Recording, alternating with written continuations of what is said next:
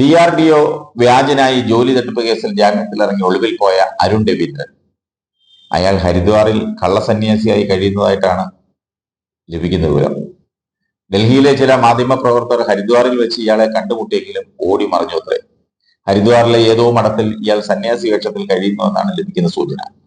DRDO ശാസ്ത്രജ്ഞൻ എന്ന വ്യാജേന ഡൽഹിയിൽ കഴിഞ്ഞ അരുൺ രവീന്ദ്രന് BJP നേതാക്കളുമായി അടുപ്പമുണ്ടായിരുന്നു. ബാലഗോകുലത്തിന്റെ മയൂർ വിഹാർ യൂണിറ്റ് ഭാരവാഹിയായിരുന്നു ഇയാൾ. BJP മുൻ സംസ്ഥാന ട്രഷറർ ലക്ഷ്മിനാഥിന്റെ ബന്ധുവെന്ന ലേബൽ ഉപയോഗിച്ചാണ് ഇയാൾ ഡൽഹിയിൽ BJP നേതാക്കളായ വി മുരളീധരൻ, ജോർജ് കുര്യൻ തുടങ്ങിയവരുമായി അടുപ്പം സ്ഥാപിച്ചത്. മുരളീധരൻ കേന്ദ്രമന്ത്രിയും ജോർജ് കുര്യൻ ന്യൂനപക്ഷ കമ്മീഷൻ ഉപാധ്യക്ഷനുമായിരിക്കെ ഇവരുടെ ഓഫീസുകളിൽ സ്ഥിരം സാന്നിധ്യമായിരുന്നു അരുൺ രവീന്ദ്രൻ.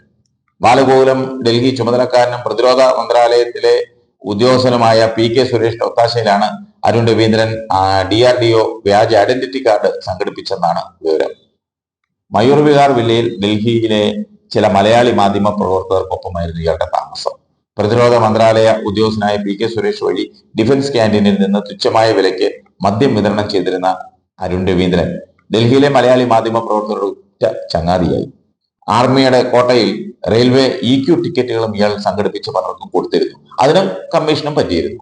ഡിഫൻസ് ക്യാന്റീനിലെ ഇലക്ട്രോണിക്സ് ഉൽപ്പന്നങ്ങൾ ഉൾപ്പെടെ മറിച്ച് വിൽപ്പന നടത്തുകയും ചെയ്തു. DRDO ഉദ്യോഗസ്ഥൻ എന്ന വ്യാജേന കോട്ടയത്തെ ഒരു യുവതിയെ വിവാഹം ചെയ്ത അരുൺ വൈകാതെ ഭാര്യയുടെ സ്വർണ്ണാഭരണങ്ങളുമായി ഡൽഹിക്ക് മുങ്ങി.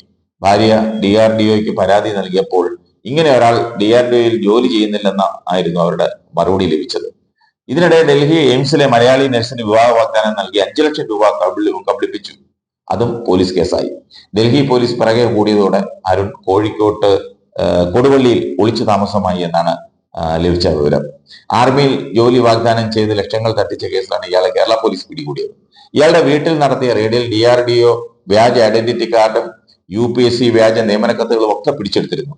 കേസിൽ ജയിലിലായ അരുൺ രവീന്ദ്രനെ രക്ഷിക്കാൻ BJP നേതാക്കളും ഡൽഹിയിലെ ചില മാധ്യമ പ്രവർത്തകരും രംഗത്തിറങ്ങി. രാജ്യരക്ഷാ വിഷയം ഉൾപ്പെട്ട കേസ് വെറും ജോലി തട്ടിപ്പ് കേസായി ചുരുങ്ങി. കോഴിക്കോട് പ്രസ് ക്ലബ്ബ് ഭാരവാഹികൾ ഇടപെട്ടതോടെ അരുൺ രവീന്ദ്രൻ കേസ് റിപ്പോർട്ടിംഗിൽ നിന്ന് പത്രക്കാർ പിൻവലിഞ്ഞു. ജാമ്യം കിട്ടിയ അരുൺ രവീന്ദ്രൻ ഒളിവിൽ പോയെങ്കിലും പത്രക്കാർ വാർത്ത മുക്കി. ഹരിദ്വാറിൽ സന്യാസി വേഷധാരിയായി കഴിയുന്ന അരുൺ രവീന്ദ്രൻ നിരവധി തട്ടിപ്പ് കേസുകളിൽ പ്രതിയാണെങ്കിലും പോലീസ് അന്വേഷണം നിലച്ച മട്ടാണ്.